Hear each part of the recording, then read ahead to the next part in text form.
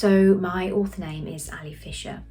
By day I'm a finance manager in the waste industry, and for my job I have to price up contracts for waste disposal solutions, which, yes, before you say it, it is a bit rubbish. I get that a lot. By night I have always got my head in a book one way or another. I'm either reading a paperback, reading an ebook, or writing a novel, and if anything that I'm doing doesn't allow me to physically have a book in my hand, then I'll have an audiobook on the go. So I've usually got 3 or 4 books on the go, not including the ones I'm writing. So my latest book is called Imogen Story, and it's the first in a 4-part series called the Book Club series.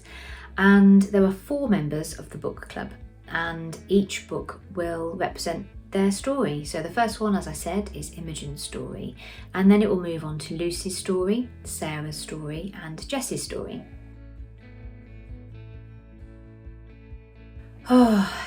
So I've always had an idea in my head for a book, and it's mostly revolved around my own experiences in past relationships and the hilarity of going through life.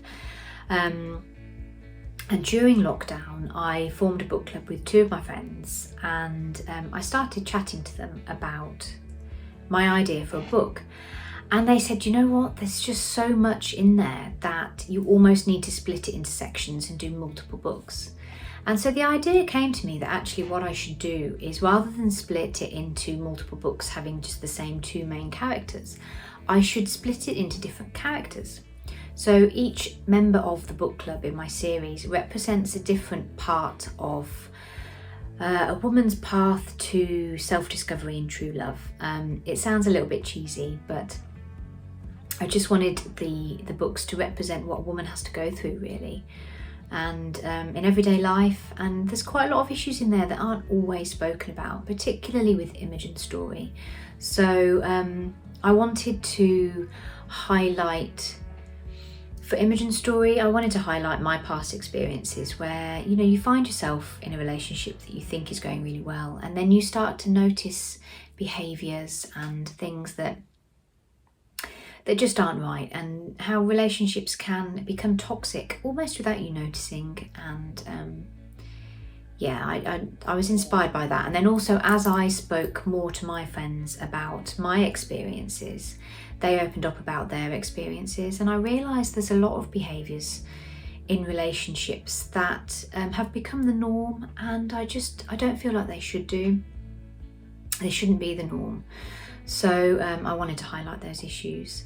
I was also reading quite a lot of romance novels where they were great in a fictional environment, but I was a bit worried for young women that might be picking up these books and thinking that what was occurring in these relationships was, I don't know if normal is the word, but I didn't want them to think that some of the aspects in these books, when not done properly in real life, I didn't want them thinking that that was okay and normal. And so I wanted to be a voice for experienced women out there to pass on their experiences, you could say, to the younger woman. So to be totally honest, Imogen is inspired quite a lot by my own personal experiences, and it's mixed in with facets from other people's lives. Imogen has a lot of myself in her, so it's quite a personal book to me, really. But it's inspired by every woman out there who has ever been in a relationship that hasn't gone all that well, and has found themselves feeling a little bit alone and thinking that maybe they're the only person going through this and not sure where to turn. So that's where Imogen came from. And Cameron Black, he's the main male character in Imogen's story, and he is Imogen's love interest.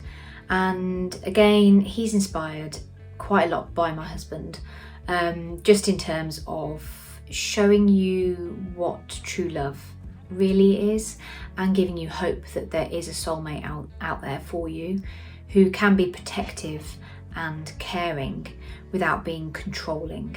And that was the main lesson I kind of wanted people to learn from reading Imogen's story. I just love that all of my thoughts and feelings and imagination can come out on paper, and someone else can pick that up and interpret it how they want to interpret it, and then it goes into their head. And I just think it's brilliant. I just love how I get to escape the world and go into this own world of my creation, and you can almost play God with the characters, and it's really fun. It's really fun when you're not editing and when you're not in that stressful time. Yeah, I love it, and it takes over your world. And even when you're not writing, you're sat there thinking, oh, I wonder what Cameron's doing right now, or God, what's Mark doing? What's he up to? So I love how involved you can become in your own novels. But more than that, I love how readers will come to me and say thank you, and will thank me for highlighting issues that they have felt have not been spoken about enough. And they say that the book has really resounded with them, and it will stay with them for a long time, and that it has really made a difference to them, and they don't feel alone. And that means the world to me. And yeah, that makes it all worthwhile, is that I've managed to touch someone and help them through a difficult time. And that makes it worthwhile. That's such a tricky one, isn't it? Because people literally write books on how to write a book. And I read a lot of them and then ended up ignoring them and just finding my own way. So I would say my piece of advice is to just give it a go. Research ways you can go about it. But more than that, just don't let imposter syndrome stop you. A lot of people say to me, oh, I'd love to be able to write a book, but I just don't know where you'd begin, and I just don't think I could write a book. Well, if you can think of the plot line, the beginning, the middle and the end, and you have a pen and a paper or a computer, then you can write a book, and you should just give it a go, and you shouldn't let your self-doubts stop you, because then you will end up thinking, what if? And that's just the worst, isn't it? It's the worst feeling to have any regrets in life. So if you want to write a book, just write one. And if you don't feel comfortable publishing it, well, you've still written one. But you'll never know until you try. So give it a go. There's a little saying that I absolutely love with things like this, and it's shoot for the moon, and if you miss, you'll still be in the stars. And I just think that's so true for people that want to write a book. You know, just write it, see where you end up. You never know, it might work. You might be the next, J.K. Rowling. So Imogen Story is available now. It's available on Amazon and worldwide on any online distributor. So you can get it on Kindle, Kindle Unlimited, Barnes & Noble, Waterstones, Book Depository, all of the big websites, and basically anywhere that has an online presence. So if you pop Imogen Story by Ali Fischer on your search engine, then it will pop up. So thanks ever so much. Thank you. Bye.